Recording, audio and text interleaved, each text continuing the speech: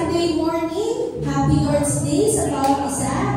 At sa ating kapaligiran ay sineselebrate din po nila ang araw ng mga nanay. So happy Mother's Day po sa lahat ng mga mommies sa umaga nito. Amen? Tayo po magpuri sa ating Panginoon at gagawin po natin yan sa pamamagitan po ng pagsisimula sa isang pong panalangin. Hindi ko po si Elder Galo na pauna tayo sa panalangin sa umaga nito. Hallelujah. Dakilang Diyos ang banal, maraming po salamat naman sa pagkakataon ng pinagdalo sa bawat isa. Upang minsan pa Diyos ay maaari kami ng papuri, pagsamba, at dakilahin namin ang iyong mga pangyarihan pangalan. Diyos, una sa lahat, hinihiling po namin ang iyong pagpapatawad sa lahat ng aming mga nagawang kakukulang, inisip, sinagta at ginawa, Panginoon. Patawad mo po ito sa bawat isa sa amin. Gawin mo kami karapat-dapat sa paglapit namin sa iyo sa umaga ng Diyos. Panginoon, tinataas po namin ang iba namin mga kapatid na ngayon ay wala pa sa lugar na ito. Ipaalala mo sa kanila, Panginoon, ang kahalagahan ng araw na ito. Ang aming pagkipagniig, ang aming pagsamba sa iyo, Panginoon. At ingatan mo sila patungo sa lugar na ito, Diyos. At ganoon din, Panginoon, hinihiling po namin na ikaw ang siyang kumilos, maglangis sa lahat ng iyong gagamitin. Sa mga awit, sa mga manunugtog, lalo tigil sa lalaki ni Tatay mo, Panginoon, magdala ng iyong mga banal na salita. Umaasa po kami, Panginoon, sa pakikisama ng iyong banal na Espiritu sa pasimula hanggang sa kalusan ng aming gawain. Sa iyo ang lahat ng papuri, sa iyo ang lahat ng pasasalamat, ang lahat ng kalwalhatian. Sa pangalan ng aming Panginoong Jesucristo, everybody say, Amen.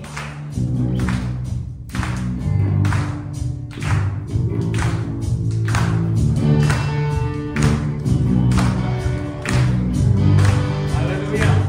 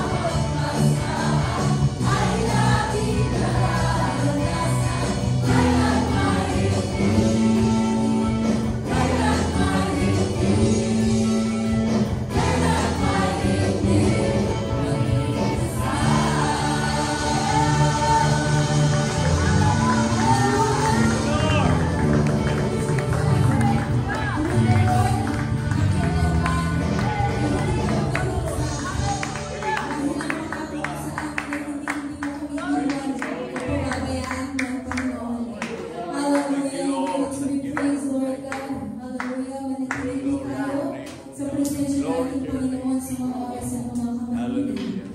Hallelujah. We worship you, Lord, in spirit and in truth, O God. Thank you, Lord. Thank you, Lord.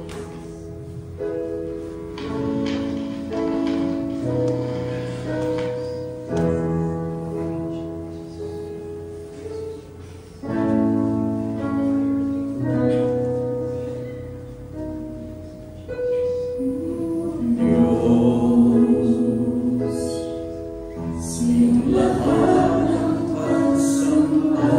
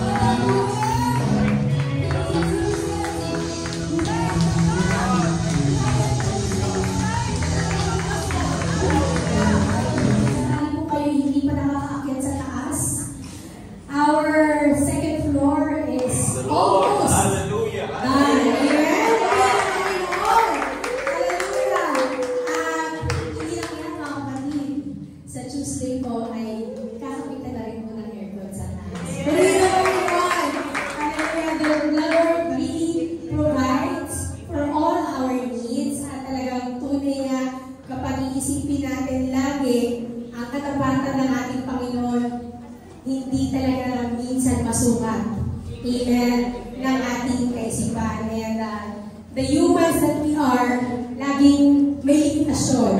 Kapag tinitingnan lagi natin, o inisip lagi natin, kung paano natin sinusukat yung ating mga kakayanan, talagang minsan imposible talaga. Amen.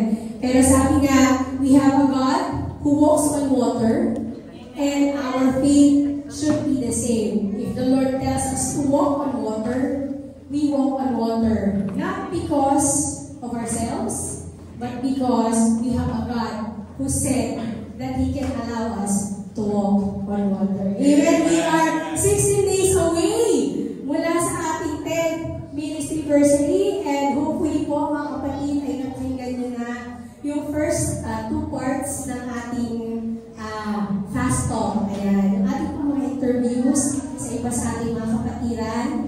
Na-feature na po natin muna yung love. At last week po ay na-feature natin yung mga gentleness natin. And nakakatuwa po at masarap pakinggan ang kanilang mga patotoo para sa kanila naging Kristiyano at mga miracles ng Panginoon sa kanilang mga buhay. And kung isa-isahin po natin yung mga testimony natin, ay talagang aabutin po tayo ng another 10 years. Amen. Dahil napakarami po ng kanya-kanya natin na mga testimony sa ating Panginoon. But more than that, sa May 25 po, ay tayo po ay sama-sama magpapasalamat sa ating Panginoon dahil sa ministeryo na pinagkaloob niya. At kasama po ang bawat isa sa inyo sa ministeryo na yon ang ating Panginoon. Hindi lang po para pag-ministeryohan, pero kayo po ay tinawag ng Panginoon upang tayo po lahat ay makapag-ministeryo sa iba pong tao. Amen? At yan po ang talagang hinihintay natin na pagkakataon na after our 10th ministry anniversary celebration is that we would really be full force, mga kapatid, dahil marami pong lugar ang pupunin po natin ng tao sa itaas. Amen? At nakaredy na rin po ang baptistry natin. Hindi na po mahihirapan ating mga kapatiran na magbukas ng baptistry na makeshift, magpuno ng tubig dahil napakadali na po. So lahat po ng gusto na mabautismuhan sa pangalan ni Jesus, pwede na po natin bautismuhan. Anytime, anywhere. Nakaredy na rin po yung ating mga scrub suit. Ayan, meron na po tayong uniform pagkabautismuhan. Hindi na po problema, mga kapatid. At kailangan na lang po natin ang dedication ng bawat isa sa atin na tayo po ay magpagamit sa ating Panginoon upang marami po pong tao ang makarinig ng kanyang salita. Amen? Tayo po ay manalangin sa ating ginawang pagbigay. Purihin ka, Panginoon.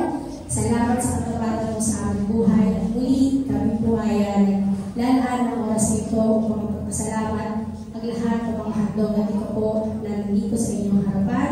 Salamat, Panginoon, sa lahat po ng aming pinagkibuhanan nito, lahat ng aming mga trabaho, sa aming mga negosyo, sa lahat, Panginoon, ang pinagkakaloob mo ng pagkakataon upang kami po ay makapag-provide sa aming kanya-kanyang pamilya. Ang lahat po ng aming nalikom ay muli, pinataas namin at inihahandog namin upang magamit po namin para po sa ikalalagok na iyong gawain. Salamat, Panginoon, sa iyong puri, salamat. In Jesus' name we pray. Amen. And before po tayo dumako sa ating pong preaching, pwede po bang i-request po ang mga mother dears natin. Ayan, dito po tayo sa harapan. And of course, we honor our mothers today as the world honors them because we know na sila po yung mga channels na ginamit ng Panginoon para po mailuwan ang bawat isa sa atin. Kahit na po nung una pag-isipin natin, this was actually part of a curse, but it's a beautiful one para po mailuwan tayo natin. Amen. Dito po ang mga mothers sa harapan para may panalangin po natin kayo. Dakilang Diyos mong banal, narito po sa aming harapan ang mga dakilang nanay na kinikilala ang iyong kabutihan sa kanilang mga buhay. Kung paano mo sila ginamit, Ama, upang magbigay buhay sa kanilang mga anak. Ama, tinataas po namin silang lahat sa iyo, O Diyos. Ang sakripisyo na kanilang ginawa, ang lahat ng hirap na kanilang dinanas. Panginoon, ang lahat ay dahilan sa pag-ibig na iniligay mo sa kanilang mga puso, O Diyos. Sapagkat, Panginoon, alam namin na ikaw ang naunang umibig sa amin. At sa pag-ibig na ito, Panginoon, na inilagay mo sa kanilang mga puso. Muli, O Diyos, ay pinasasalamatan namin ang mga nanay na ito, O Diyos. At patuloy namin itinataas sa iyo na huwag magbago ang kanilang pag-ibig, ang kanilang pagtulong, ang kanilang lahat ng sakripisyong kanilang ginawa ay patuloy nilang gawin. Hindi natatapos ang kanilang mga responsibilidad, Panginoon, sapagkat ito ang isang bagay na nilagay mo sa kanilang mga puso. Maraming pong salamat, O Diyos, at hinihiling po namin na sa oras na ito ang lahat ng mga biyaya at pagpapala patuloy mong ipagkaloob sa mga mothers na ito, Panginoon. Maraming pong salamat, O Diyos. Ang lahat ng papuri, kalwalatian at pasasalamat ay binabalik namin sa iyo, Panginoon. Sa pangalan ng aming Panginoong Hesus. Amen. Happy Mother's Day! Patuloy po natin ang nagawa ng ating Panginoon. Magdadala ng kanyang salita sa mga ito. Tawagin natin si Brother Yarn. Masaya po tayo mga kapatid dahil alam ko ang bawat isa ay pinagpala ng Panginoon. At alam ko na mas magpapalaki pa tayo ng Panginoon dahil sa kanyang mga salita. Amen. Sino po nito yung handa na tanggapin ang pagpapala na galing sa Panginoon ngayong araw na ito? Taas ang kamay! Amen. Praise God. So, ibig sabihin, lahat tayo is ready na makinig ng salita ng Panginoon. Magsitayo po tayong lahat. At buksan po natin ang ating mga Biblia sa 1 John chapter 4 verse 19. Ang sabi po dito, 1 John 4:19, we love Him because He first loved us. Tayo ay nagsisiibig sapagkat siya ay unang umibig sa atin. Ang pag-uusapan po natin ngayong umaga pong ito is God loved us first. So manalangin po tayong lahat. Father God in heaven, in the name of Jesus, nagpapasalamat po kami sa araw na ito na ibinagkaloob niyo po sa amin. Salamat sa buhay at kalakasan. Salamat po, Lord, na sinamahan niyo po kami sa simula pa lang ng aming pong gawain na ito. At kami po ay patuloy na humihingi ng inyong pagsama sa pakikinig ng inyong mga banal na salita at sa pagbabahagi na ito. Dalangin po namin, Lord, na mas magkaroon pa kami, Lord, ng malawak na pag-ibig at pagmamahal sa inyo sa pamamagitan ng mensahe pong ito. At nawa po, Panginoon, ay kayo po ang siyang mangusap sa bawat isa po sa amin. At dalangin namin na bigyan niyo kami ng instruction, bigyan niyo po kami, Lord, ng review, bigyan niyo po kami, Lord, ng mga salita na magagamit namin upang mas lalo kaming tumibay at lumakas sa pananampalataya po sa inyo. Dalangin po namin, Lord, na kayo ang siyang mangusap sa bawat isa po sa amin at sa pulpitong ito, kayo po ang maitaas at kayo po ang makita at hindi po ang karumihan ng inyong lingkod sa oras po ito. Higit sa lahat, nananalangin po kami ng enjoyment sa pakikinig ng inyong banal na salita sa umaga po ito. Sa inyo po namin pinagkakatiwala ang lahat at sa inyo po namin ibinabalik ang mataas na pagpulit na sa salamat. In Jesus' name we pray. Amen. Amen. Sige po, makakabalikan po tayo sa ating mga upuan. At pwede po ba natin minsan papalakpakan ng Panginoon? Yung palakpak na pag-ibig sa Kanya. Yung palakpak na pinagpay. Yung palakpak na pinagpala ng Panginoon. Yung palakpak na pinagaling sa kanyang sakit. Yung palakpak na pinag-provide ang Panginoon para sa Kanya. Praise the Lord. Hallelujah. Salamat po, Panginoon. Kami po mga kapatid, blessed na blessed din ako ngayong linggo ito sapagkat nung nakaraang araw, hindi na po ako dito nag-stay sa Villa Santa Teresa sapagkat pinakalooban po ng Panginoon ng isang pong trabaho na doon ako nag-stay sa may Calauan, Laguna. So, salamat ako sa Panginoon sa opportunity na binigay niya. Diba na, bagamat malayo ako sa pamilya ko, pero perfect time yun. Kasi yung pamilya ko ay, nung iniwan ko na sila, kaya na nila yung sarili nila. Diba? So hindi na nahihirapan si Prilin sa pag-aalaga sa mga bata kasi may katulong na siya. Diba? So timing talaga na pinagpala tayo ng Panginoon. Kumbaga, inayos ng Panginoon ang lahat bago nangyari yun. Di ba? So, kaya nakikita ko na, kumbaga parang lahat tayo ay blessed, pinagpala ng Panginoon. Amen? Amen. So, na-share ko lang naman yun mga kapatid, para malaman niyo po na lahat po tayo dito ay nakakaranas ng pagpapala simply because hindi dahil sa magaling tayo, hindi dahil sa malakas tayo, simply because mahal tayo ng Panginoon. Amen. Amen? Ang bawat isa po sa atin dito, mahal ng Panginoon. Amen. Pwede mo ba tingnan yung kaliwat kanan mo? Tingnan mo yung itsura. Tingnan mo yung mata, tingnan mo yung ilong, tingnan mo yung itsura niya. Di ba? Kahit ano pa yung itsura ng katabi mo, o ng kahit sino pa sa atin, ano man yung pinagdaanan niya, ano man yung past niya, di ba? Ano man yung mga nakikita natin na hindi maganda, di ba? Sa ating mga kapatiran, mahal yan ng Panginoon. Pwede ko bang sabihin sa kaliwat kanan mo, God loves you. Amen. At parang yung God loves you, parang lumabas sa inyo nga. Mahal po tayo ng Panginoon. Amen. At alam na alam naman natin yun. Kaya naman po, ito pong mensahe na ito mga kapatid ay madali na rin para sa akin kasi very familiar na to. Sa bawat isa sa atin, alam natin na mahal tayo ng Panginoon. Amen? Kaya naman, magsitiro na po tayo lahat, magkataribad na po tayo. Kasi, di ba? Alam natin lahat na mahal tayo ng Panginoon. God loves us. Amen? Pero, naka-meet na po ba kayo ng isang tao, mga kapatid, or nakarinig na ba kayo ng isang tao? Or siguro, baka naka-experience na kayo ng isang tao na nasabi niya, well, this is love at first sight. Di ba? Baka yung mga jowa nyo, di ba? Yung mga asawa nyo, ganun yung impression sa inyo nung una. Di ba? Love at first sight kasi ako sa'yo. May ganun ba? Totoo kaya yun, love at first sight? Di ba? Kasi kami, nasa share lang po kami po ng asawa ko, hindi kami love at first sight, sinasabi ko na po sa inyo. Talagang, pero, sige, wala naman tayo, hindi naman February ngayon, di ba? Parang share ako ng love story. Biro lang po. Pero, yung love at first sight, di ba? Hindi po yun nangyari sa amin. Talagang nagano kami na, kumaga parang nagkakalandan kami. Di ba? At simple, at ang nangyari lang, kaya siya na-in-love sa akin, kasi magaling ako na ahente. Kaya pati siya, nabentahan ko ng puso.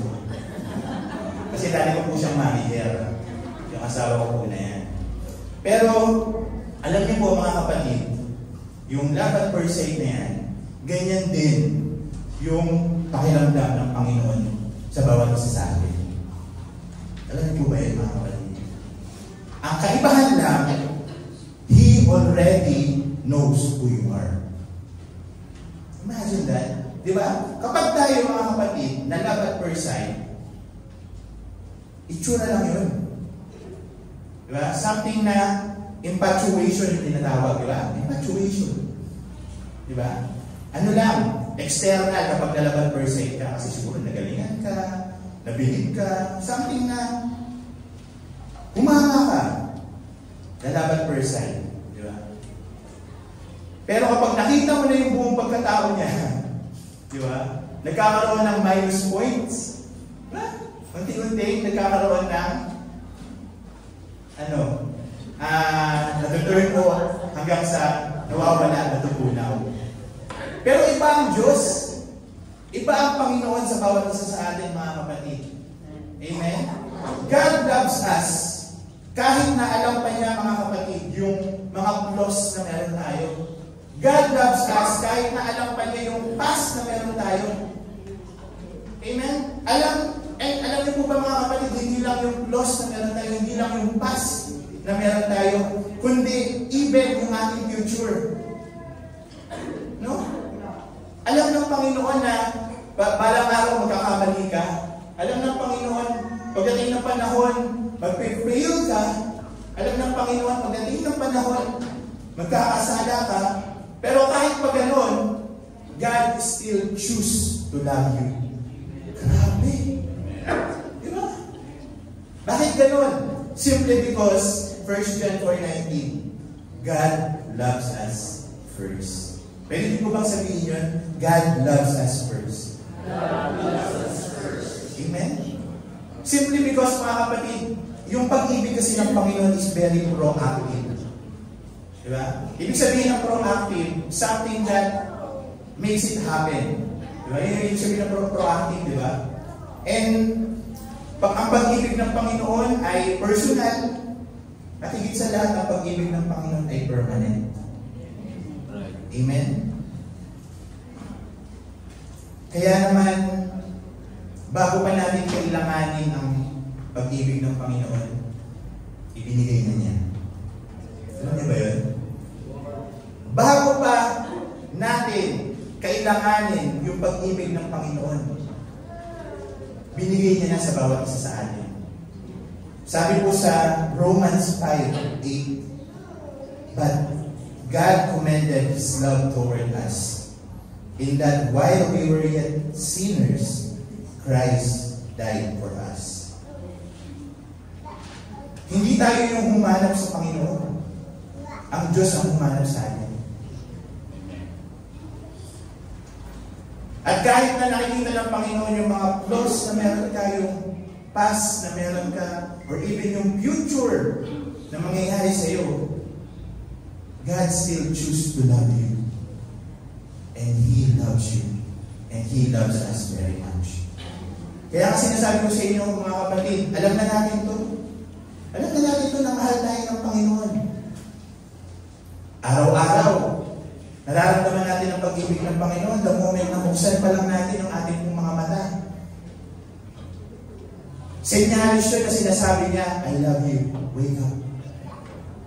I give you another chance to live. Not just to live for your own, but to live for me. Diba? Ganun yung sinasabi ng Panginoon. Yung araw-araw na ibinibigay niya, na pagkagising natin sa umaga, hindi yun para sa sarili natin, para tayo yumaman, kumita ng pera, para mag-focus doon sa mga ambitions na meron tayo, sa mga goals na meron tayo, but simply because God wakes you up because He loves you for His glory. Kasi mahal ka ng Panginoon. At gusto niya na maglingkod ka sa Kanya, at higit sa lahat, mahalin mo rin siya. Amen? Alam na alam natin yun. But the question is, na-appreciate ba natin? Diba? Kasi mayroong pagkakataon sa buhay natin, mga kapatid, na bagamat alam natin na mahal tayo ng Panginoon, God loves us first. Pero may mga pagkakataon talaga sa buhay natin, minsan sa madalas, talagang nakakalimutan natin na mahal tayo ng Panginoon. Kaya mayroong moment sa buhay natin na nagkakaroon tayo na nag-iimo tayo. Diba? Feeling natin hindi tayo worthy. Feeling natin useless tayo. Amen? Kasi minsan, nakakalimutan natin na bagamat may mga tao na nag-reject sa atin, bagamat may mga failure tayo na nararanasan, akala natin lahat ng tao sumuko na sa atin. Minsan nakakalimutan natin na merong tao dyan sa taas na laging nakatingin sa atin at nagmamahal sa bawat isa sa atin. Amen? Pero siyempre, hindi naman talaga may iwasin yun. Tao lang tayo. Minsan talaga darating sa punto na akala natin iniwan tayo ng Diyos. Diba? Akala natin wala ang Diyos. But you know what? God's love is initiating. Ang pag-ibig ng Panginoon laging nagkukusa. Amen? Sabihin nyo nga po, nagkukusa. Initiate. Ang pag-ibig ng Panginoon laging nag-initiate. Ibig sabihin, mga kapatid, ang pag-ibig ng Panginoon, He always acts first. He always moves first.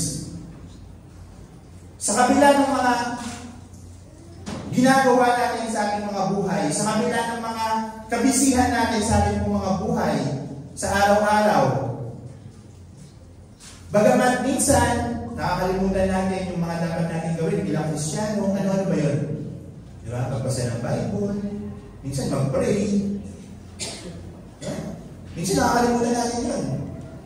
Sino rin kami minsan nakakalimot? Di ba? Minsan nakakalimot. Pero bagamat nangyayari sa akin yun, still, God loves us. And He always makes the first move para sa atin. Di ba? Grabe, ganun tayo kamahal ng Panginoon. Amen? He always acts first. Especially mga kapatid, kapag dumating tayo din sa punto na para bang tila, akala natin wala ang Diyos. Dahil sa sobrang dami natin nararanasan, sa sobrang dami natin kapaguran, sa sobrang dami natin na yung ginagawa sa ating mga buhay, hindi natin minsan natin-realize na ang Diyos nandiyan lang. Di ba? Especially kung mapag-uusapan natin kasalanan. Ito hindi ko na kayo tatanungin. Kasi kapag tinanong ka naman kayo, wala namang amin. Di ba? Pero lahat po tayo rito, nagkakasala, hindi po ba? Yes. Oo. Pero sabi ko, hindi ko na tatanungin, pero sumagot kayo. Di ba? Ang tawag po doon na reverse psychology. Binasa ko po yan, doon po sa libro ng pictures note. Kung paano masasagutin yung crowd na ayaw sumagot. Yan. So, napasagot kayo, di ba? Kasi yun naman talaga yung totoo. Romans 3:23, lahat tayo ay makasalanan. At kapag kasalanan ang pinag-uusapan, kapag ginagawa mo yung kasalanan na meron ka, tingin mo ba, hindi ka nakikita ng Diyos? Nakikita pa rin tayo ng Diyos, di ba? At pagkatapos mong gawin yung kasalanan, tingin mo ba hindi ka nakikita ng Diyos? Di ba nakikita pa rin tayo ng Diyos? Pero bagamat nakikita tayo ng Diyos habang ginagawa yung kasalanan at pagkatapos mong gawin yung kasalanan, alam niyo po ba na mahal pa rin tayo ng Diyos? Kagaya po lang nangyari kay Adam and Eve. Kung bubuksan po natin ang ating mga Bible sa Genesis 3 at babasahin niyo po yung buong chapter po na yun, alam naman po natin yung istorya. Diba? Na meron pong utos. Ano po yung utos? Diba? Huwag kainin yung prutas ng pagkaalam, yung puno ng pagkaalam na mabuti at masama. Kaso, to make the long story short, anong ginawa? Diba? Napakain. Diba? Nakain nila. Siyempre, diba? Sisingin muna natin yung devil, diba? Naloko sila, nagpaulo sila, pero the moment na na-break nila yung batas ng Panginoon, nagkasala sila. Amen? Pero isipin niyo po ito mga kapatid. Doon po sa Genesis 3 verse 9. Meron po nung ginagawa ko itong mensahe na ito, meron akong na-notice. And gusto ko po, i-notice nyo din ito, mga kapatid.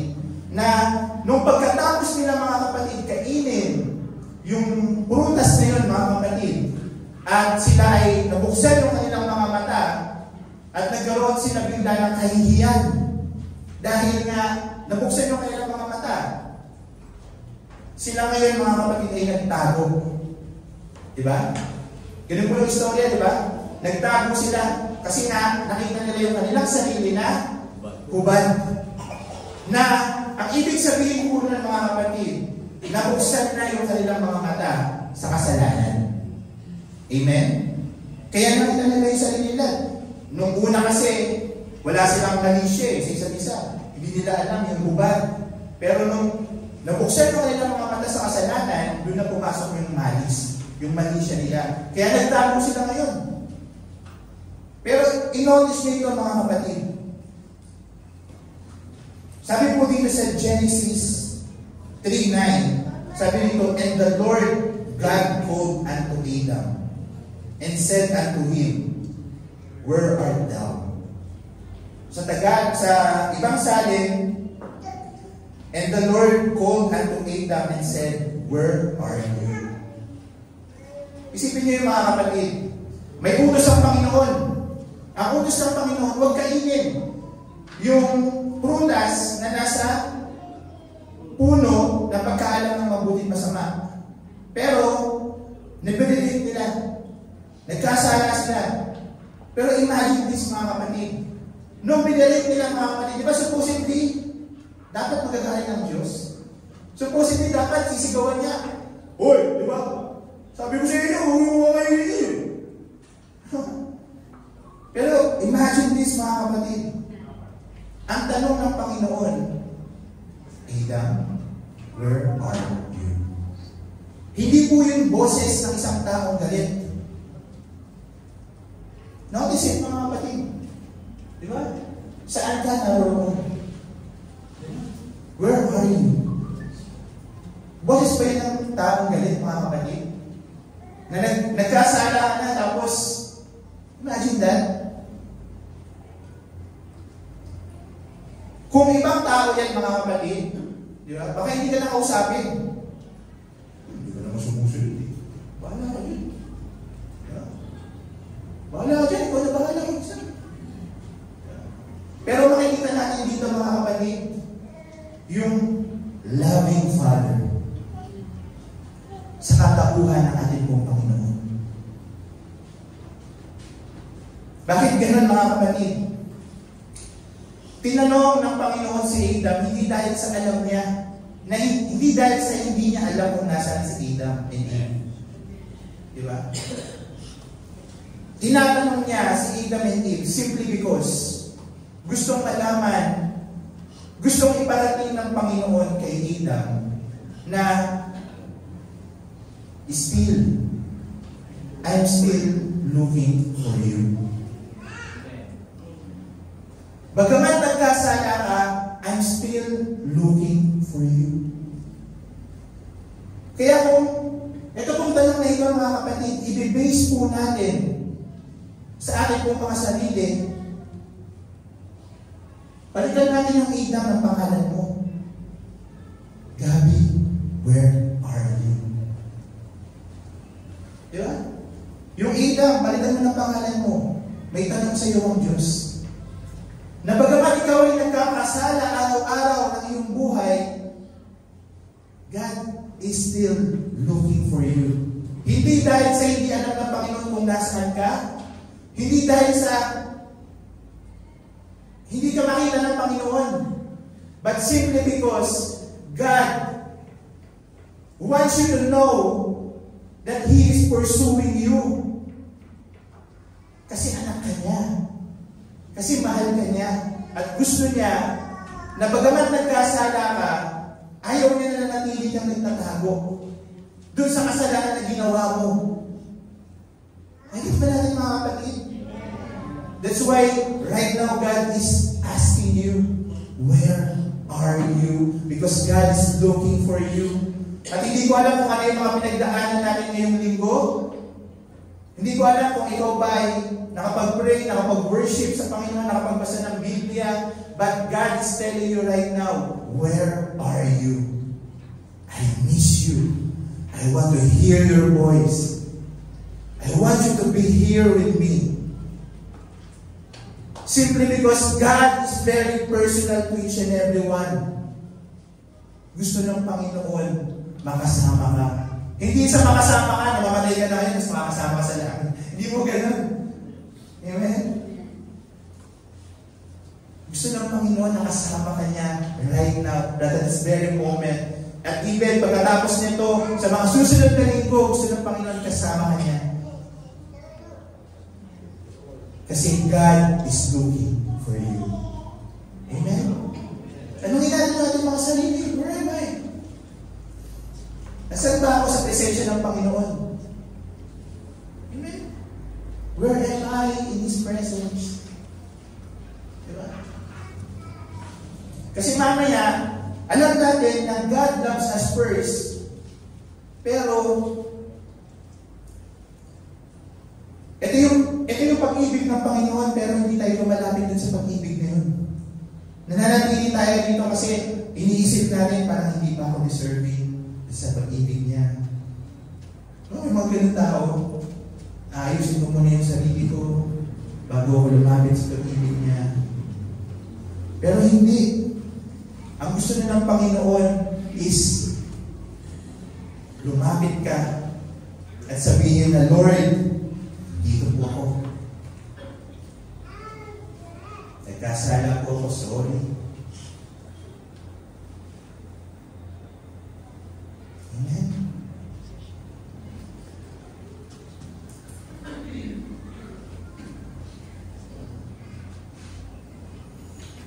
Alam niyo po mga kapatid, even si Abraham. Si Abraham, mga kapatid, sabi po sa Bible, ang katangian ni Abraham ay isang tao na madasalin at matatakot din sa Panginoon. Tama, di ba? Si Abraham, yun yung katangian niya.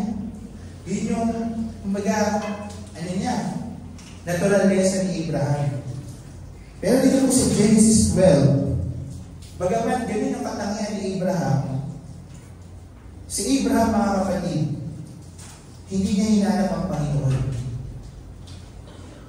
Ang Panginoon ang tumawag pa rin sa kanya. Amen? Ang Panginoon yung gumawa, nag-initiate ng relasyon kay Abraham. Alam niyo ba yun, mga kapatid?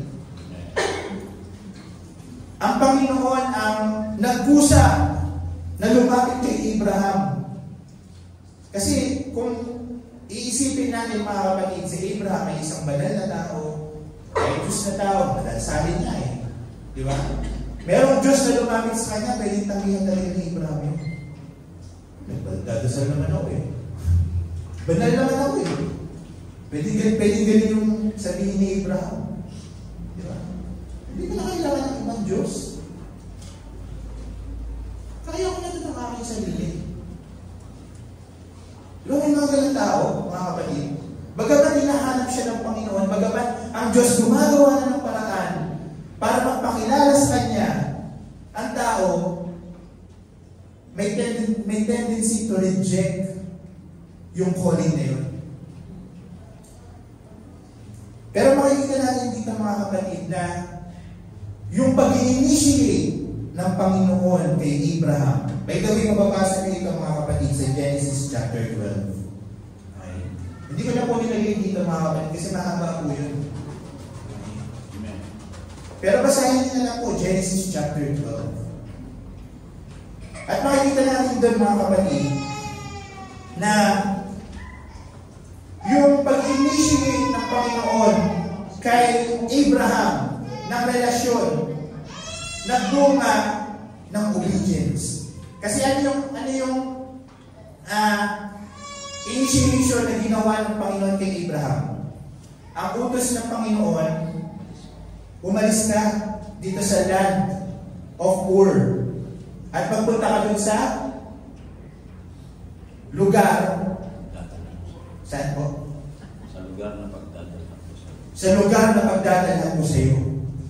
Diba? Yung sabi ng Panginoon. Eh si Abraham ang yaman-yaman. Diba? Bakit ako aalis dito? May comfort na ako dito. No? Pero imagine that. Ang Panginoon nag-initiate ng relationship kay Abraham. Ang ginawa ni Abraham, nag-obey. At yung obedience na yun, nagpakita ng kanyang pananampalataya sa Panginoon. Amen. Amen. Pero doon natin makikita, mga kapatid, na ang pag-ibig talaga ng Diyos, mayroong pusa. May initiative sa bawat isa sa atin. At yung pag-ibig na yun, ang kailangan lang natin gawin is mag-obey. Yung obedience na gagawin natin, yun yung magpapakita ng pananampalataya natin sa Panginoon. Amen? Eh makikita nga natin, mga kapatid eh. Pagkatapos pa nun, humingi, alam ng Panginoon yung desire ni Abraham at saka ni Sarah na magkaroon ng anak, ibinigay ng Panginoon. Pero muli na lang ang inutusan ng Panginoon, si Abraham, i-alay mo sa akin, i-offer mo sa akin. Diba? Yung isang precious na bagay na hinihingi ng Panginoon, na precious na bagay na meron ka, higit pa dun sa mga kayamanan na meron ka, Hinihingi ng Panginoon. Diba? Pero nakikita natin yung pag-ibig ng Panginoon. Makikita natin yung pagsunod ni Abraham sa Panginoon. Nung sinabi niya na i-offer mo sa akin yung kaisa-isa mong anak, si Isaac. Tapos anong nangyari? Diba? Sumunod! Sumunod na naman, masunod talaga si Abraham. Kasi pinapakita niyo yung kanyang pananampalataya sa Panginoon. Amen? At pagkatapos, diba? Tinigil ng Panginoon. Gusto lang kasi ng Panginoon na i-test yung pag-ibig, yung obedience ng Panginoon. Ay yung obedience ni Abraham sa Panginoon. Amen? Pero, makikita natin mga kapatid na yung pag-initiate ng Panginoon kay Abraham ng relationship, yun yung nagbago ng history of faith natin. Kaya kung babasahin mo yung Hebrews 11, nandun yung ano, di ba? Yung yung by faith. Pero ang tawag dun ano eh, may tawag dun sa Hebrews 11, yung mga famous Hall of Faith, yun, Hall of Faith. And Hebrews 11, Hall of Faith. Diba? Makita natin na isa dun sa mga talagang kumbaga pioneer na ating mga mananampalataya ay si Abraham. Amen. Sige po, pwede po ba natin palampakan ng Panginoon? Ano pa? Si Zacchaeus, sino po ito nakakakilala kay Zacchaeus? Si Zacchaeus, mga kapatid, makikita rin natin dito yung pagkukusa ng Panginoon kay Zacchaeus. Kasi si Zacchaeus, mga kapatid, ay isang tao na tax collector. Tapos pandak. Okay. And bumisita ang Panginoon sa bayan niya, ang ginawa ni Zacchaeus, umakyat ng puno. O makikita natin yung pag-initiate ng Panginoon, yung pag-ibig ng Panginoon na nagkukusa. Kasi nakita niya si Zacchaeus. Yung sabi niya, bumaba ka na dyan, pupunta na ako sa bahay mo. Diba? Makikita natin mga kapatid that God's love is initiating. Amen. And maniwala ka man sa akin o hindi, kung titingnan mo lang yung paligid mo, yung buhay mo, ang Diyos laging gumagawa ng unang move para sa iyo. Right. He always makes the first move para mas lalo ka pang manampalataya sa Kanya, para mas lalo ka pang umibig sa Kanya, upang mas lalo pang lumalim yung pananampalataya mo, at mas lalo ka pang mag-grow bilang isang Kristiyano. Amen. Kasi God loves us first, and He always makes the first move. Talapakan po natin. Hallelujah. Hallelujah. Kaya, ang Panginoon talaga mga kapatid, since God always makes the first move, hindi hinahanap ng Panginoon na maging perfect tayo. At hindi naghihintay ang Panginoon na maging perfect muna tayo bago niya tayo mahalin. Right. Di ba? Hindi. Or hindi, ang Panginoon, hindi muna siya naghihintay na maayos muna yung lahat sa atin bago niya tayo mahalin. Kaya ka nang mahalin ng Panginoon, ano man yung status mo right now at this very moment. Ano man yung kondisyon ng puso mo, hindi maghihintay ang Panginoon na, sige, hintayin ko muna na maging okay ka. Sa akin na mamahalin. Diba? Well, ganyan yung mga ex natin. Pag mayaman ka na, hindi na lang kita mamahalin. Oo, lumali pa sila, pero nasasaktan niya, hindi minsan. Diba? Ganyan yung pag-ibig ng tao. Kailangan meron ka munang ipakita bago ka nila mahalin. Ganyan yung ano eh. Ganyan yung mga relatives natin. Diba? Kaya sabi, money is relative. Because there's money, there is relatives. There's no money, there's no relatives. Relative is equals to man. Diba? Pero hindi yun ang pag-ibig ng Panginoon. Mahal tayo ng Panginoon ano man yung status mo right now. Amen? At kung iisipin nyo, kung maghihintay ang Panginoon na maging perfect muna bawat isa sa atin, hanggang ngayon, naghihintay pa rin siya. Diba? Kasi wala namang business na.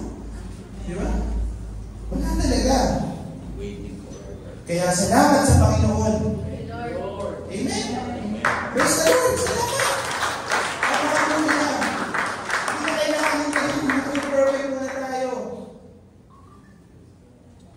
Right now at this very moment, He loves us very much. God loves us first. Praise the Lord. Praise God. Hallelujah. You're worthy to be praised. God loves us first simply because His love is unconditional. Alam niyo ba yung unconditional?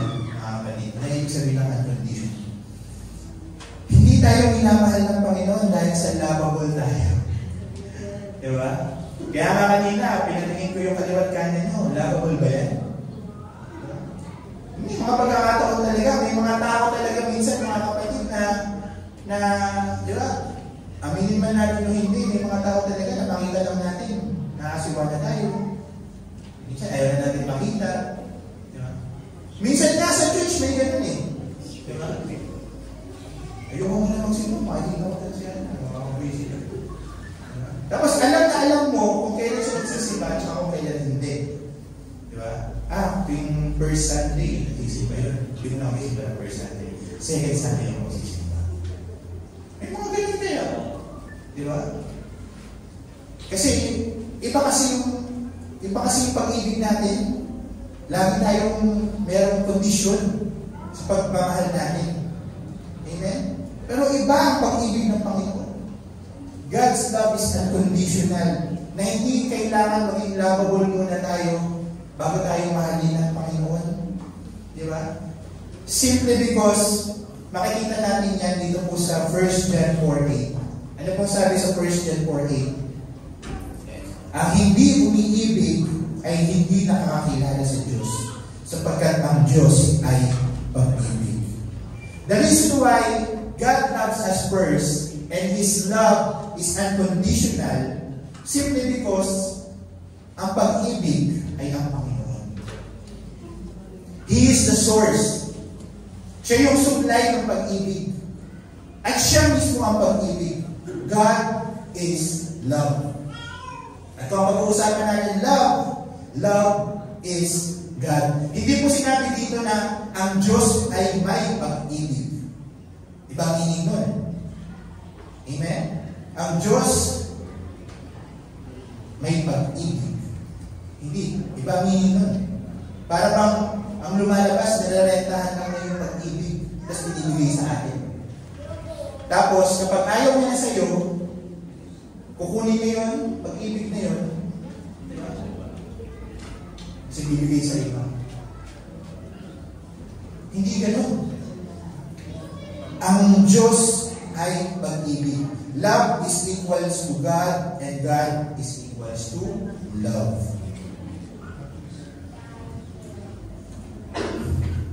Kaya mahal na mahal tayo ng Panginoon.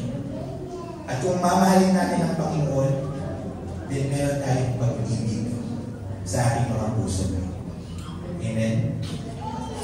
Kaya napakahalaga mga kapatid na talagang lumalago tayo sa ating pananampalataya. Kasi kapag naiintindihan natin mga kapatid na mahal muna tayo ng Panginoon bago natin siya mahalin, mag-iiba yung pananaw natin sa kung paano natin mamahalin ng Diyos at yung mga taong nakapaligid sa atin. Amen? Malalaman natin at maiintindihan natin mga kapatid na pwede pala talaga tayong magmahal ng walang kondisyon. Kagaya po mga kapatid na nangyari po sa prodigal son. You know the story of the prodigal son? Yeah. Makikita po natin yan sa Luke chapter 15. Basahin niyo lang po. Isang buong chapter po yan. Diba? Ano yung istorya ng prodigal son? Yung istorya ng the prodigal son, mga kapatid, ay meron dalawang magkapatid at yung isang anak, pangalan yun bunso. Bunso? Okay. Bunso, hiningi niya na yung mana sa kanyang mga magulang. Ay sa kanyang tatay, sa kanyang ama. Diba? At ano nangyari? Umalis siya sa bahay, tapos ginasta yung pera. Hanggang sa, to make the long story short, naubos yung pera niya, and he end up dun sa kulungan ng mga baboy. Amen. Until na-realize niya, bumalik na lang ako sa parents ko at least dun, makakakain ako. Diba? Kahit nasabihin ko sa tatay ko, sabi niya, kahit nasabihin ko sa tatay ko na kahit ano na lang po ako maging alimin. Okay na po ako doon, basta hindi ako kakain ng pagkain ng baboy. Yun yung sinabi ng mindset ng anak, the prodigal son. Pero imagine this, mga kapatid. Yung istorya, ano nangyari? Nung bumalik yung anak dun sa bahay nila, malayo pa lang yung tatay. Nakita niya na yung kanyang ama, nakita niya na yung kanyang anak nasa malayo pa lang. Na bumalik. Alam niyo kung anong ginawa ng tatay? Sinalubong, hindi lang basta sinalubong. Tumakbo towards his son. At alam niyo po ba na meron akong na-research? Na during Bible times, mga kapatid, ang mga elderly, undignified ang pagtakbo. Alam niyo po ba yan? Undignified. Kapag tumakbo ka, yung ganong case na ikaw, kasi meron kasing pride during that time. Na kapag ganon, luluhod sa iyo yung anak mo, hihingi ng tawad, gagawa ng gawaing bahay. Kulture yun. Kulture. Talagang magbabayad ka muna bago ka patawarin ng magulang mo. Bible times. Yun yung isa sa mga kultura. Pero ang ginawa nito, tatay, mga kapatid, dun sa sama na ginawa ng kanyang anak sa kanya, hiningi na yung mana, buhay pa yung tatay. Di ba? Ikaw, tatay ka, yung anak mo humihingi na ng mana sa'yo. Nakita ko yung mana, nakita ko yung share to. Hindi naman. Di ba? Imagine niyo po, mga kapatid, si Aba. Sabihin sa akin ni Aba, Daddy, kukunin ko na yung mana ko, alis na ako. Di ba? Ilan taon lang yan, 10 years old. Basta alis. Di ba? Ano mararamdaman? Ano mararamdaman ko bilang ama? Ikaw, lumayo ka sa katayuan ng ama doon sa prodigal son. Ano mararamdaman mo? Di ba? And mas matindi pa ng panahon na yun, mga kapatid, kasi nga merong kultura, meron silang kaugalian. Pero ang ginawa ng ama, mga kapatid, nakita pa lang niya yung anak niya, tumakbo na. He ran. He opened his arms. Diba? And he said, welcome back. Hindi niya na sinabihan ng kanyang anak, sabi ko sa iyo eh. Hindi niya mangyayari sa iyo eh. Diba? Hindi niya na pinag-explain. Diba? Wala, ubus na yung pera mo. Mamaya-balik ka ko ngayon. Pamilyar, yung wordings. Diba? O ano? Diba? Mapapala mo eh, kasi ang ulo mo eh. Diba? Hindi na ginanon. Diba? The moment na nakita niya yung anak niya, diba? Kaya sabi nun sa dulo, diba, yung chapter, diba? Yung anak ko galing sa pagkapatay, muling nabuhay. He was lost, but now he is found. Amen? Simply because gano'n ang pag-ibig ng Panginoon. And even sa bawat isa sa atin, ganun niya tayo kamahal. Amen? Praise God.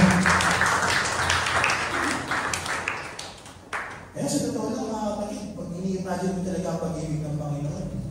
Nakaka-teary eye, di ba? Nakaka-iyak, di ba? Eh, kasi, while we were yet sinners, Christ died for us. Diba? And ini-imagine ko talaga mga kapatid na, grabe. Ang pag-ibig kasi ng Panginoon hindi nakabase sa behavior natin. Di ba? Ang pag-ibig kasi ng Panginoon talaga nakabase sa relasyon. Sa relasyon. Kaya nga mga kapatid, yung moment mga kapatid na ako ay napaniwala yung buhay, na-backslide po ako mga kapatid ng ilang buwan. At nagkaroon nga ako mga kapatid ng bunga nun. Di ba? Iniisip ko talaga na hindi ako makakabalik eh. Saan pa kaya ako pupulutin nito? Di ba? Ano kaya mangyayari sa buhay ko? Ang dami ko ng plano, nakasulat na lahat. Ganito, ganyan. Di ba? Pero isang bagay lang talaga yung natutunan ko sa buhay ko mga kapatid eh. Nung ako ay napariwala, na napalayo sa Panginoon. Na ang relasyon natin ang pag-ibig ng Panginoon hindi nakabase sa behavior natin. Nakabase sa relasyon. Kaya, nung ako po mga kapatid ay na-invite ulit mga kapatid dito po sa simbahang ito, di ba? At na-mentor, na-disciple, naramdaman ko talaga mga kapatid na bagamat ako ay nagkasala, kaya pa rin ako tanggapin ng Panginoon. Amen? Kasi ang pag-ibig ng Panginoon hindi nakabase sa behavior. Hindi ako nandito sa oras na ito dahil mabait po ako. Hindi ako nandito sa oras na ito dahil matalino ako or worthy ako mga kapatid. Nandito ako simply because meron akong relasyon sa Kanya at hindi ako iniiwan ng Panginoon ano man yung nangyari sa aking buhay. And God is still keeping me. Hindi ako yung nag-keep sa Panginoon. Siya yung nag-keep sa akin. Amen? And naniniwala ko na ganyan din ang Panginoon sa iyo. Ganyan ang Panginoon sa bawat isa sa atin. At naniwala ko lang sa akin kung hindi, kung nandito ka ngayon at wala yung magulang mo, wala yung mga kapatid mo, meron kang pasaway na anak, meron kang pasaway na mga magulang, basta makumapit ka dun sa pag-ibig sa Panginoon, pag-ibig mo sa Panginoon, ipaparamdam sa iyo ng Panginoon na mahal ka niya. Sa pamamagitan mga kapatid na pagdating ng panahon, makakasama mo sila dito. Kasi hindi lang ikaw yung mahal ng Panginoon, pati yung mga mahal mo sa buhay, mahal niya. Basta importante, manatili ka sa pagmamahal niya sa iyo. Kasi yun yung pangako niya. Isa man ang manampalataya, ikaw at iyong sambahayan ay maliligtas. Amen? Praise God. Praise God. Praise God. Nasaan na ba ako? Di ba? Hindi na, yung prodigal son, nasa prodigal son tayo, di ba? Ano pa? Ano pang example ko mga kapatid? Ang example ko pa mga kapatid is yung denial ni Peter. Alam na yung istorya ni Peter, di ba? Yung denial ni Peter, yung ginawa ni Peter. Ano yung ginawa ni Peter? Yung denial na ginawa niya, 3 times. Di ba? Sinabi niya na, hindi ko kilala yan. Di ba? Hindi ko kilala yan. Sino ba yan? Di ba? 3 times ng ni Peter ng Panginoon. Sabi ng Panginoon, Peter, bago tumilawak ng 3 beses yung manok. Bago tumilawak yung manok, 3 beses mo kong i-deny. Diba? At nangyari na, 3 beses yung i-deny bago tumilawak yung manok. So, sino may kasalanan doon? Yung manok. Bakit kasi tumilawak? Diba? Pero imagine that mga kapatid, diba? Ang Panginoong Jesucristo na pinagdilingkuran niya, diba? Ang Panginoong Jesucristo na pinagdilingkuran niya, the moment na nasa bigit ng kamatayan, diba? Hinagupit na, diba? May corona na ng krus, diba? Ano na, laspag na yung katawan,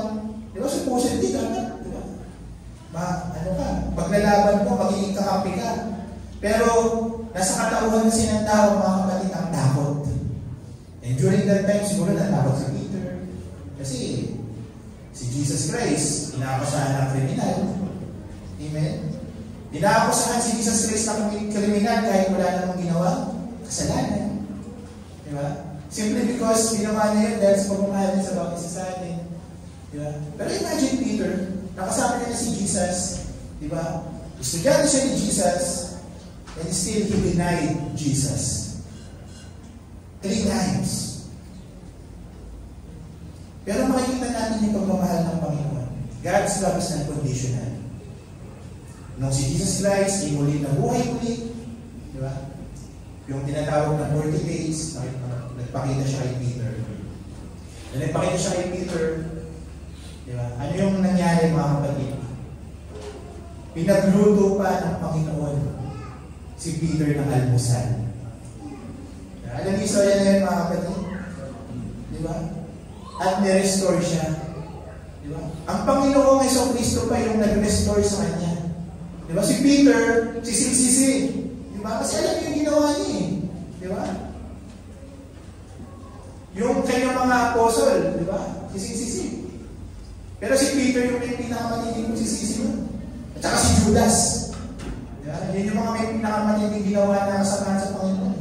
Si Judas at saka si Peter. Kaso si Judas, hindi na nakapag-sorry sa Panginoon kasi tinapos niya na yung buhay niya.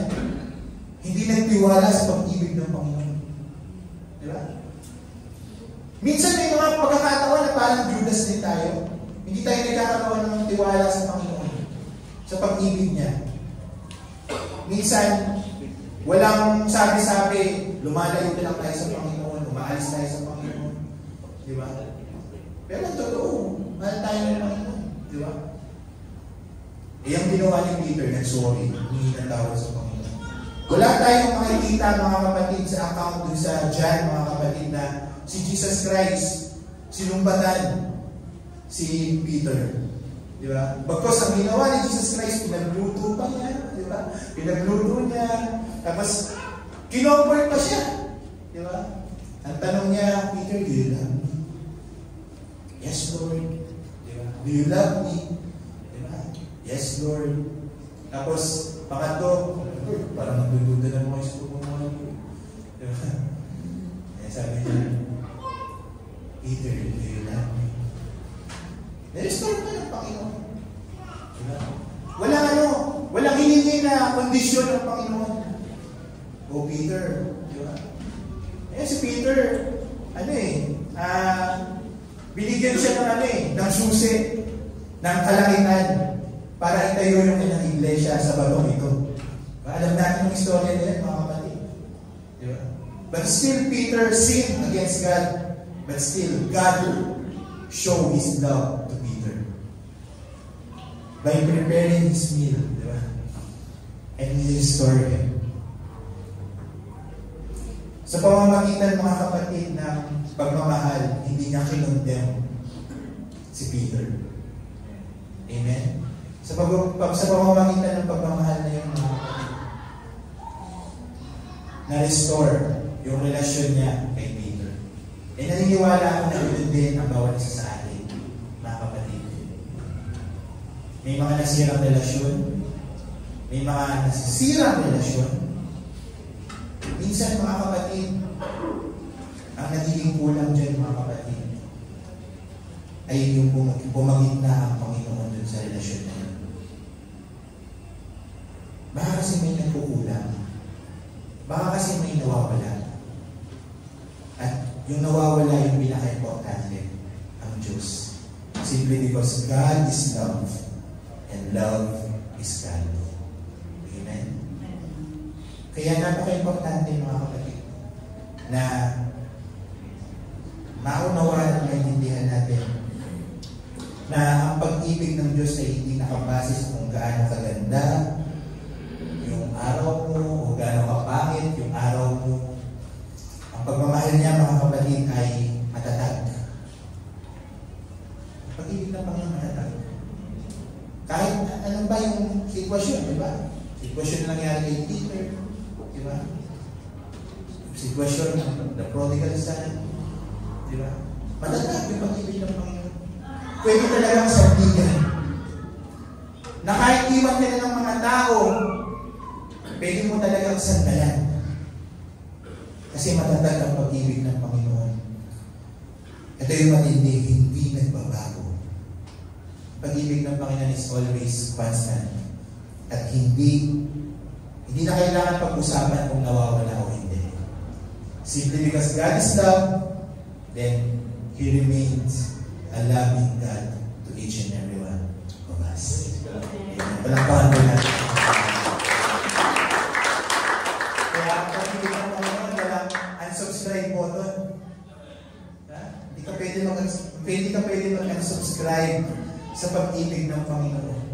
Kagaya ng pag-ibig, kagaya ng situation ni Hosea at ni Gomer. Sino po rito yung nagba-Bible study?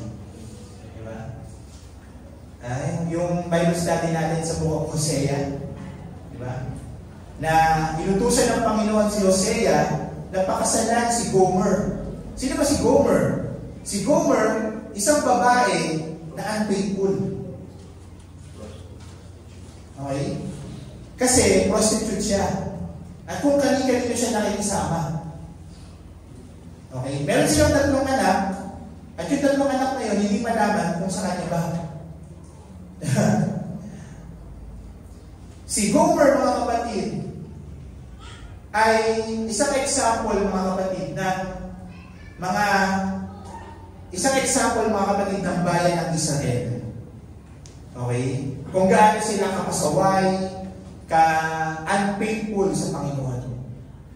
And pwede rin natin sabihin, mga kapatid, na si Gomer ay pwedeng maging representasyon ng bawat isa sa atin. Amen? Na minsan, may pagkapasaway. Di ba? Minsan, nakakalimot. Di ba? Pero matindi kasi si Gomer. Di ba? Nung pinakasalan niya si Hosea, talagang sumama sa ibang lalaki.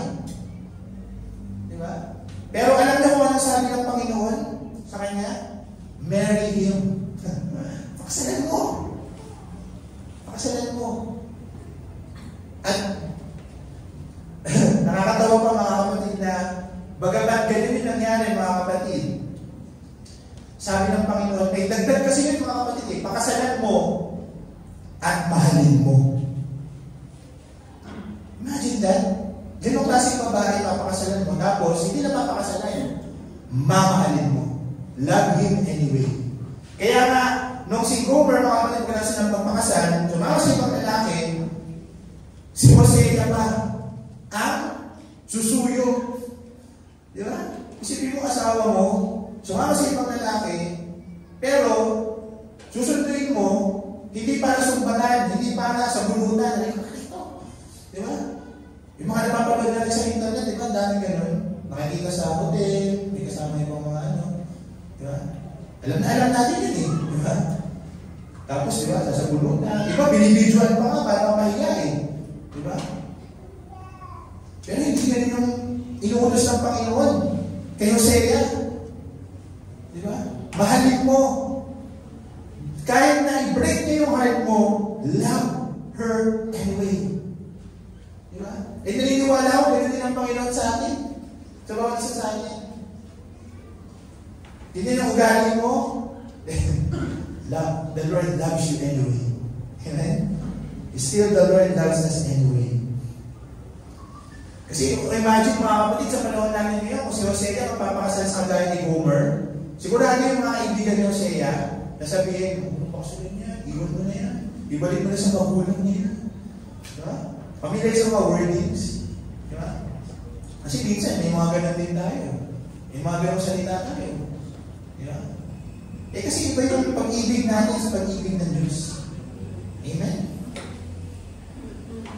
Pero nagpapakita kasi yung mga kapatid, yung pagmamahal na yun, nagpapakita yun ng pag-ibig ng Diyos sa bawat isa sa atin. Ano yun? Diba? Na yung pag-ibig ng Diyos is relentless. Sabihin nyo ako, relentless. Undeserved.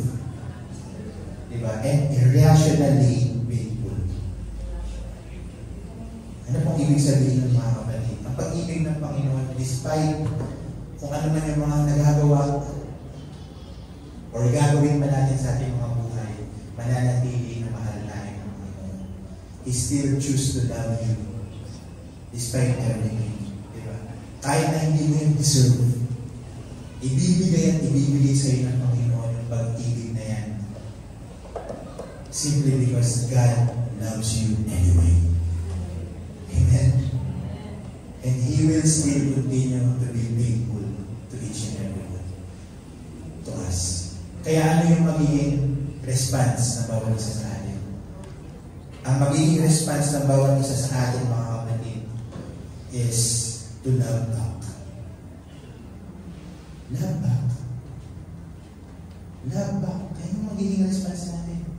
Diba? Naka-experience na ba kayo ng isang tao, mga kapatid, na nagmamahal pero hindi minamahal ng babalik?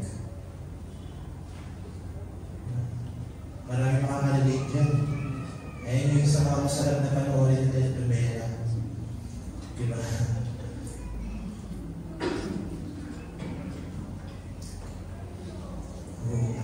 We love because He first loves us. At ang pagmamahal na yan ay umaapaw sa lahat ng bahagi ng ating mga buhay. Kaya naman mga kapatid, yung pag-ibig na yan mga kapatid, ang nagiging epekto sa atin is transformation. Yung pag-ibig ng Panginoon, it will transform us. Hindi lang tayo basta nagkakaroon ng information. Hindi lang tayo basta nagiging mabuting tao. Bagkus totally natatransform yung ating pagkatao. Dahil sa pag-ibig ng Panginoon sa bawat isa sa atin. Kung babasahin natin mga kapatid yung verse 4:10-11, sabi dito, narito ang pag-ibig. Hindi sa tayo umiibig sa Diyos, kundi siya ang umibig sa atin at sinugo ang kanyang anak na pampalubag loob sa ating mga kasalanan. Mga minamahal, kung tayo'y inibig ng Diyos ng gayon, ay nararapat na mabibigyan din naman tayo. Kaya nga sinasabi ko sa inyo mga kapatid, kapag naiintindihan natin na ang Diyos muna umibig sa atin, yung magiging response natin kung paano natin iibigin yung kapwa natin at kung paano natin iibigin yung Diyos, talagang mag-iiba. It will really transform us. Diba? Kagaya na nangyari kay Paul. Diba? Kay Paul. Dati Saulo. Diba? Si Paul, dati siyang galit sa mga Kristiyano. Pinipersecute niya yung mga Kristiyano. Pinamatay niya yung mga Kristiyano. Pero, isang araw, sa Damascus, biglang may ilaw, nasilaw siya, nabulag siya, then nagpadala ang Panginoon ng propeta para sa kanya to restore his sight. Na-experience niya yung pag-ibig ng Panginoon. And now, he is the greatest missionary in the Bible. Diba? Kasi, ang pag-ibig ng Panginoon, may transformation. Another story, mga kapatid, si Mary Magdalene. Sino si Mary Magdalene? Isang prostitute. Diba? Nung ang Panginoon nagpagaling, isa siya sa mga nakaranas ng kagalingan. Ano yung naging sakit niya? Meron siyang 7 devils sa kanyang katawan na pinalayas ng Panginoon. Ano yung 7 devils na yun, mga kapatid? Yung 7 devils na yun, mga kapatid, is equivalent to 7 deadly sin.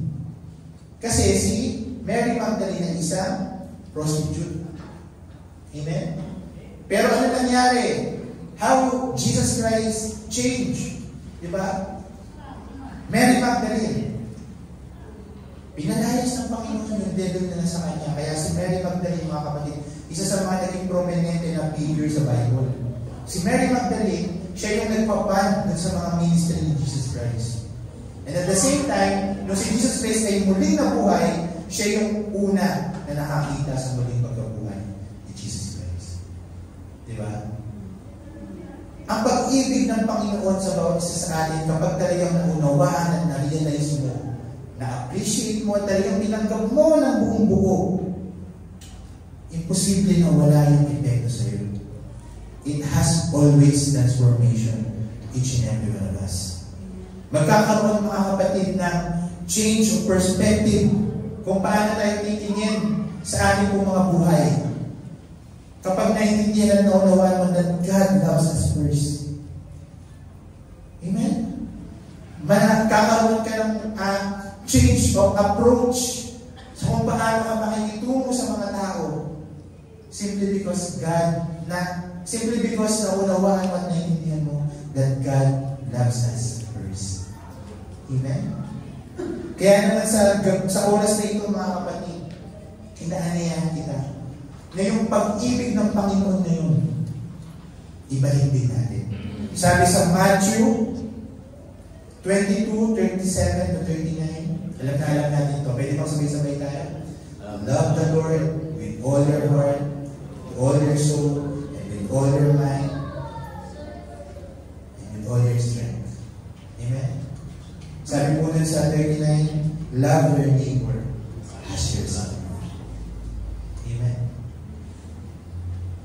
Kaya po ba natin ibalik ang pagmamahal niya sa Panginoon?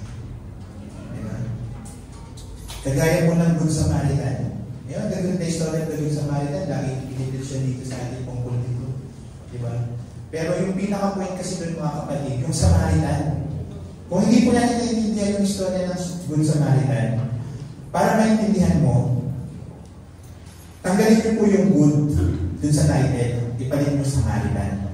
Alam niyo po ba yung mga Samaritan? Mga kalaban po ng Hudyo. Kalaban sila ng mga Hudyo.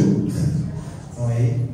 Pero, isipin niyo mga kapatid, kaya siya tinawag na Good Samaritan kasi, diba? Bagaman magkaiba sila ng pananampalataya, nagpakita siya ng pagmamahal. Diba? Dinala pa niya sa inn. At hindi lang basta dinala dun. Sinabi pa niya na, babalikan ko at babayaran ko kung ano man yung nagastos niya. Imagine that. Diba? Bakit ganoon mga kapatid? Simply because there is love. Kapag may pag-ibig, mga kapatid, naunawaan mo yung pag-ibig na yun, lagi yung sacrificial. Diba? Lagi yung lagi yung open. Lagi yung nagbibigay. Always gives. Diba? Kaya nga, sa panahon nga daw natin talaga ngayon, ang tithing daw, sabi, ang tithing daw mga kapatid, ay hindi na applicable. Diba? Sabi, kasi yung 10%, sinasabi nila, yung 10%, Old Testament na lang yan, kasi para sa mga hindi daw yun. Diba? Pero ako naniniwala ako mga kapatid. Okay? Naniniwala ako mga kapatid that tithing mga kapatid. Okay? Yung 10% mga kapatid, yun yung standard. Okay? Standard. Pero, nakadepende yan sa pagmamahal natin sa Panginoon. Kasi kung mahal mo talaga ang Panginoon, pwede ka magbigay hanggang 11%, 12%, pwede 20%. Diba? Nakadepende sa pagmamahal mo sa Panginoon. Diba? Pero hindi ibig sabihin na nagbigay ka ng 9%, 8%, 7%, hindi mo na mahal ang Panginoon. Diba? Kasi nakadepende yan mga kapatid sa kung paano tayo magre-response sa pag-ibig natin sa Panginoon. Hindi importante kung ano yung percentage. Basta importante nagre-response tayo sa pag-ibig natin sa ating Panginoon. Amen? Hindi hinihingi ng Diyos na perfect tayo mga kapatid. Ang gusto ng Panginoon, participation. Naniniwala ba kayo? Gusto ng Panginoon mag-participate ka. Doon sa pag-ibig na binibigay niya, wag lang tayo maging deadma. Diba? Gusto ng Panginoon mag-participate ka doon sa pag-ibig niya mga kapatid. Kaya ano yung gagawin natin? Show love. Show love. Diba? Speak with love. At higit sa lahat mga kapatid, live with love. Kasi tayo po tayo lahat mga kapatid.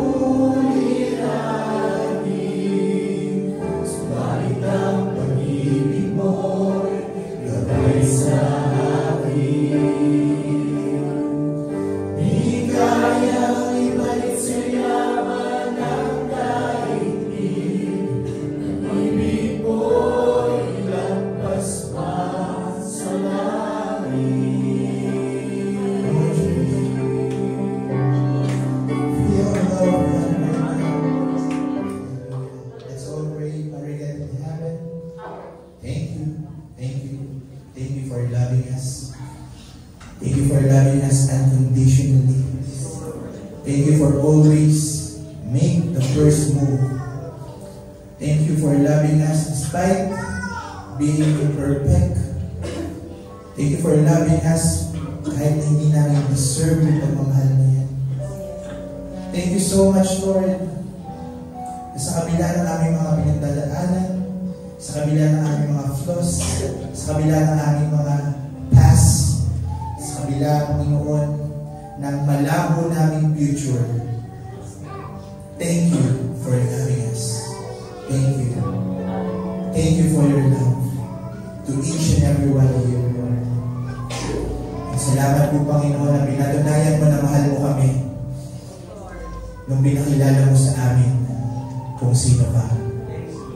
Thank you. Thank you for bringing us here. Thank you for bringing us, Lord, from darkness to light. Thank you for finding us nung kami ay naliligaw, nung kami, Panginoon, ay hindi namin malaman kung ano yung mga gagawin namin sa buhay namin. Thank you, because right now, we are here with you. Thank you, thank you, thank you. Sa oras pong ito, Panginoon, dalangin ko na patuloy na palalinin niyo pa yung pag-ibig nito sa bawat isa po sa amin. At mag-reflect ito, Panginoon, sa amin pong mga buhay araw-araw. Nang sa ganoon, ma-spread namin ito sa mga tao na nakapaligid sa amin. Help us, Lord, na ma-appreciate araw-araw yung pag-ibig na binibigay niyo po sa amin. Sa oras po ito, nananalangin kami, Lord, na kung meron lang kaming mga kapatiran na may nasa balik ng karamdaman sa oras po ito, we are praying to them right now in the name of Jesus Christ. In the name of Jesus. Lord, hindi namin sila nakikita, hindi namin alam kung ano yung nangyayari sa kanila, pero hindi maikli ang ipong kamay para hindi sila ulit. And right now, ano man yung karamdaman nila, para hindi namin sila kasama sa oras na ito, Lord, pagalingin niyo po sila. In the name of Jesus Christ. In the name of Jesus Christ.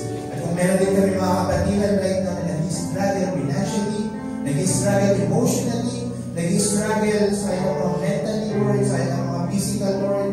Lord, we are praying to them. Yes, Lord. Provide for them, Lord. Give them solution, Lord, sa mga problema nila. Give them wisdom, Panginoon. At gumamit kayo ng mga tao, Lord, na magpaparamdam ng pagmamahal mo sa kanila. In the name of Jesus Christ, in the name of Jesus Christ, ibalik mo sila, Panginoon, dito sa inyong pong bahay, tahanan, para sa mga. Hallelujah. And sabi po ba sa madalang pag-iwahiwalay, Lord, bind us in one harmony, at nawa ay magkita-kita kami ulit, Lord, sa mga susunod na mga gawain. Dala ang inyong pag-ibig sa bawat isa po sa amin. Maraming salamat po, Lord. At ito po ang pagsama at pagdalangin. In the name of Jesus. In the name of Jesus. Amen. Kaya po lang natin mga kapatid. Pagkapit po natin ang basbas na ating iglesia. Humayo po tayong lahat. Magpalayan tayo ng Panginoon sa ating mga trabaho, sa ating pag-aaral, at sa inyong po mga negosyo. At nawagamitin tayo ng Panginoon upang ipalagan ang kanyang pagmamahal sa limutan. God bless you all, mga kapatid. Your